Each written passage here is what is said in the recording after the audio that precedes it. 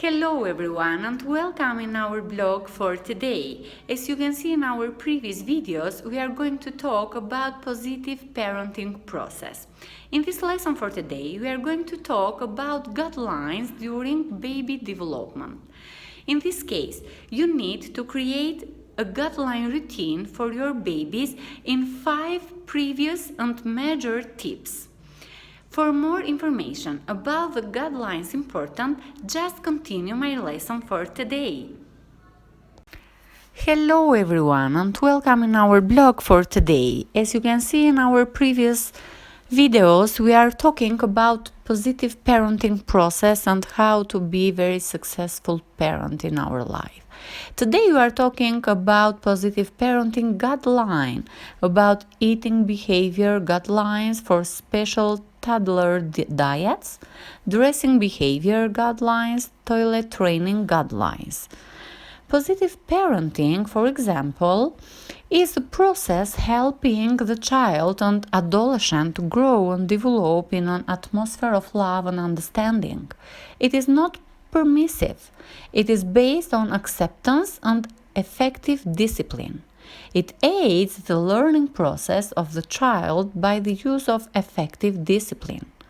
There are certain guidelines for being an effective parent. These guidelines hold true for the parent that decides to be a positive parent. Positive parenting is a challenge.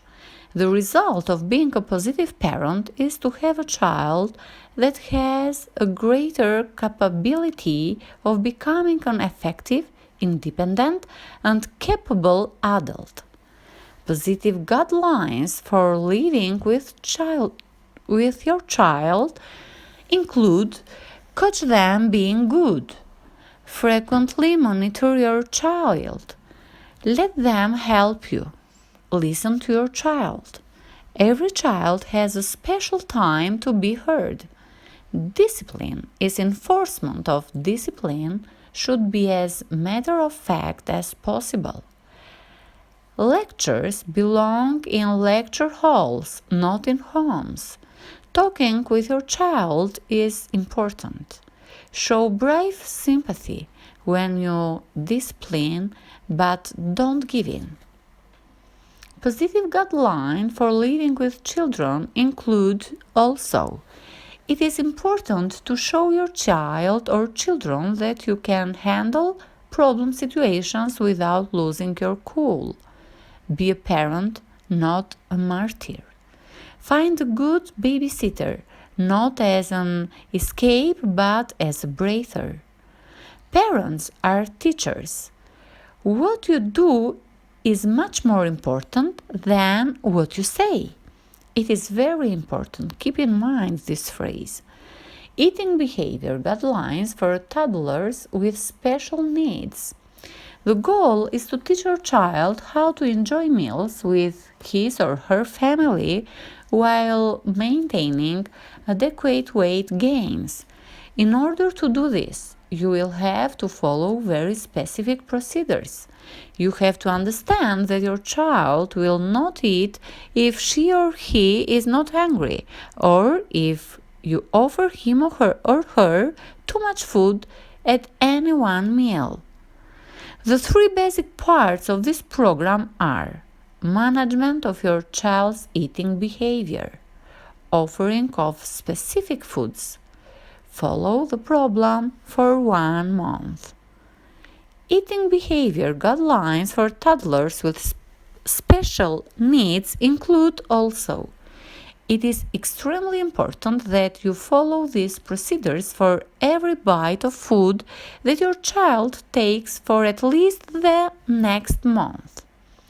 Between meals, encourage and, of course, praise good behavior.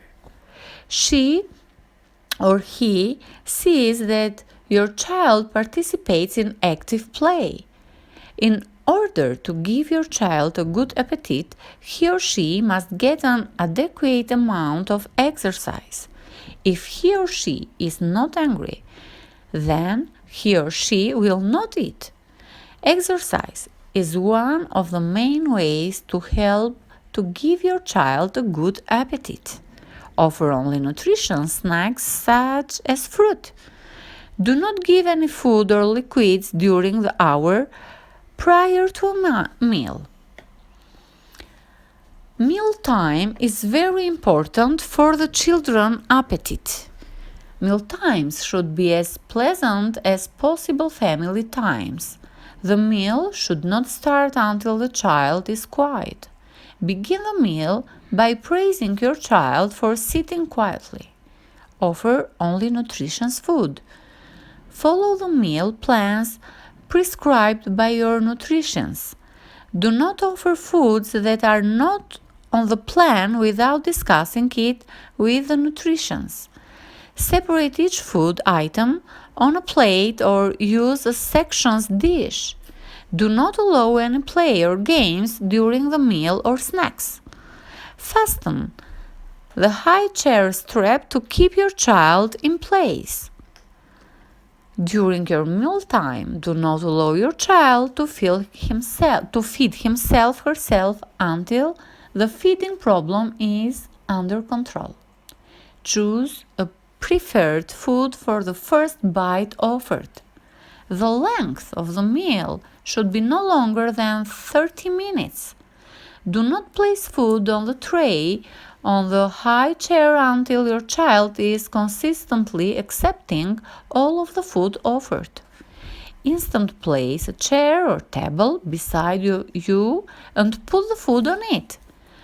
Until the feeding problem is under control, place the food on a table beside the high chair.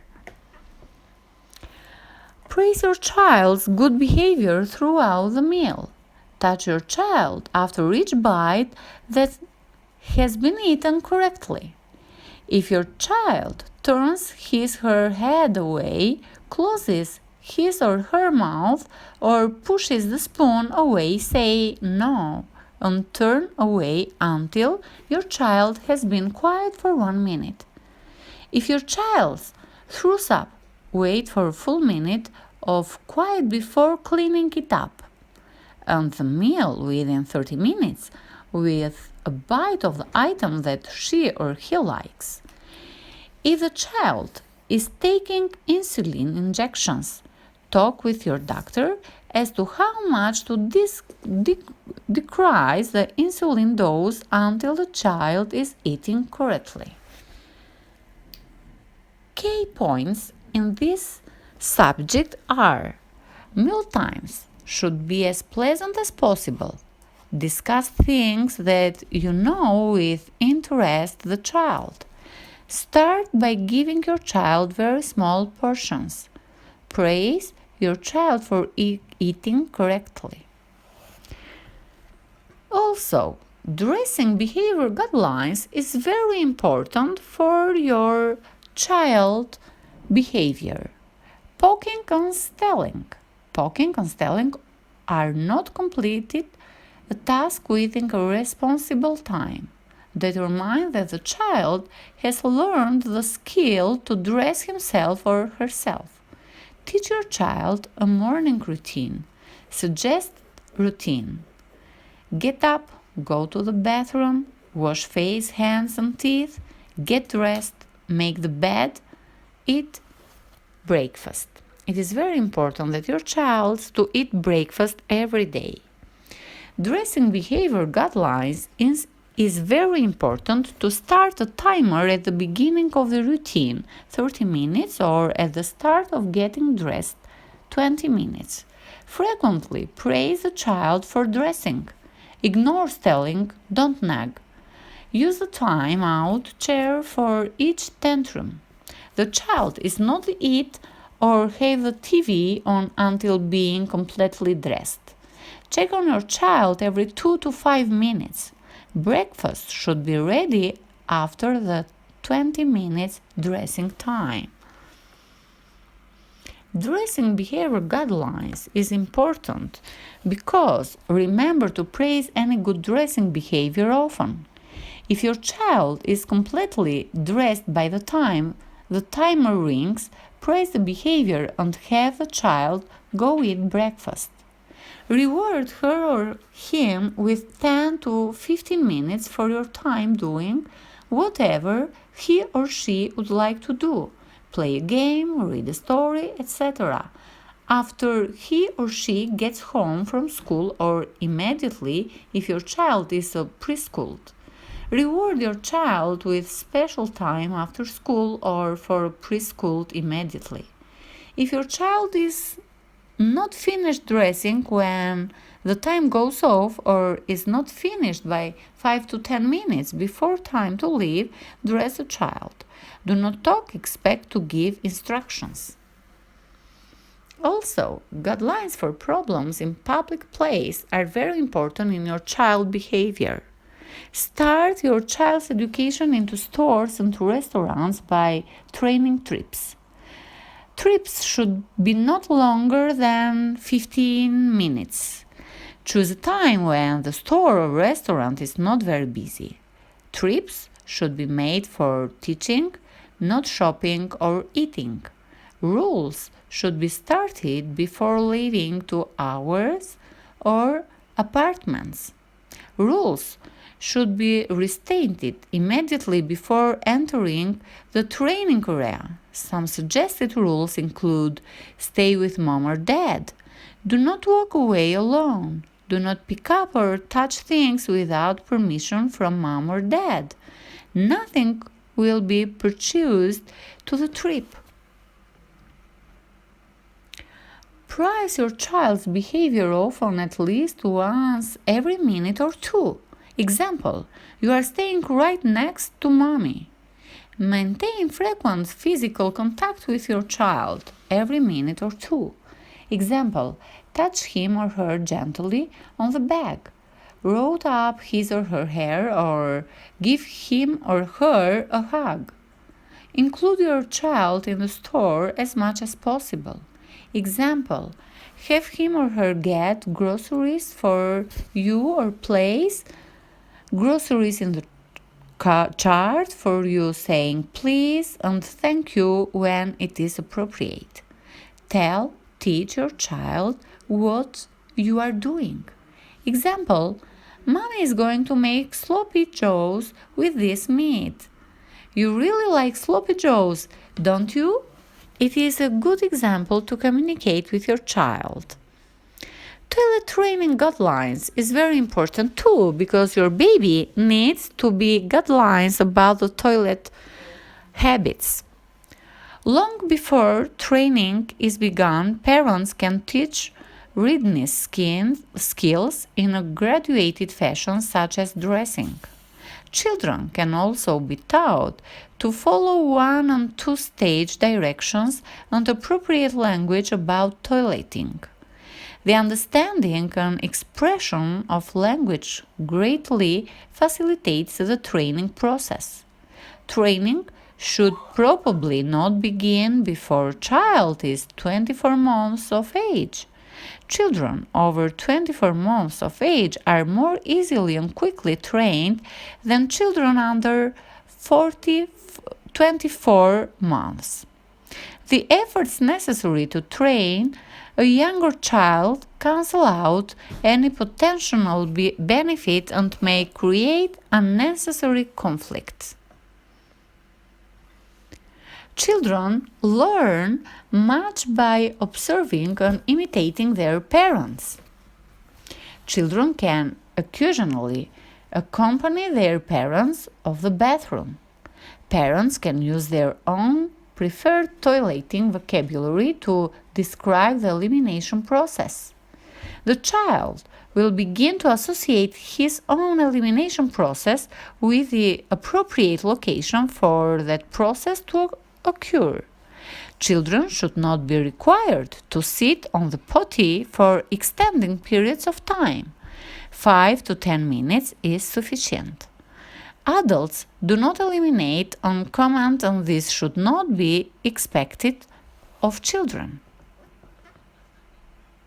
Children can be placed on the potty at times when elimination is likely to occur, such as after a meal.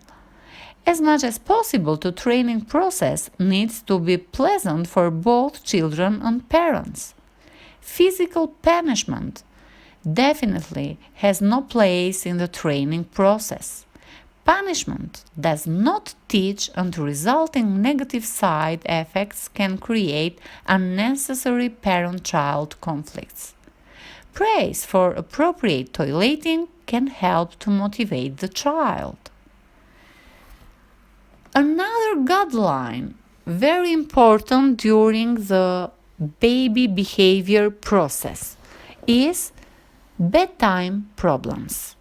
Crying at bedtime process. In this case, most of the children have negative behavior or negative habits about bedtime every night. Decide the time the child is to go to bed. Put your child to bed at that time every time. About 30 minutes prior to bedtime, start quiet time, during which your child should engage in quiet activities rather than roughhousing, etc.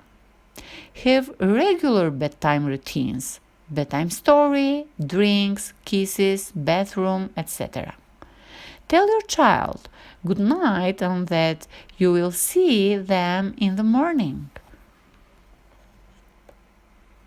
Turn off the light and leave the room. Do not go back into the room until the child is asleep. If the child is taking insulin, the dosage may need to be lowered until this problem is under control. Don't get discouraged. It only takes a few nights to keep bedtime problems from recurring. Do not talk to your child after he or she is down for the night. Check diapers, etc. As quickly as possible. If everything is okay, leave the room without saying a word. Bedwetting is another problem that children have during the first years of life. The usual time children stay dry at night is around 3 years of age. If bedwetting does occur after a period of time, more often it represents just a symptom and rarely a problem. The time when there is a greater chance of bedwetting occurring is when the child is ill. Bedwetting is not something a child does on purpose. If persistent, you should check with your physician. Just to put bedwetting in perspective, recognize that more boys than girls wet their beds. It has been found that bedwetting may run in families but usually stops by puberty. Surprisingly, approximately 15% of children wet the bed after 3 years of old. Some things to consider during this process are: bedwetting could signal a urinary tract infection or the presence of pinworms. If the development of the child's nervous system is slower than normal, bedwetting could occur. If the child is tense and upset, bedwetting could occur. Changes such as a move or a new child entering the family might cause the child to feel less secure and may constantly result in the child wanting to get more attention through bedwetting. Sleep disorders can be associated with bedwetting. To savor original toilet training might result in bedwetting later on in life. Problems in school may be reflected in the occurrence of bedwetting at home. Support the child by a positive statement. Accidents do happen. I will try to help you to keep from having further accidents when an accident does occur. Things not to do during this process are: do not shame the child. Do not punish the child. Do not scold the child. Managing and overcoming bedwetting is a team effort. Keep in mind this.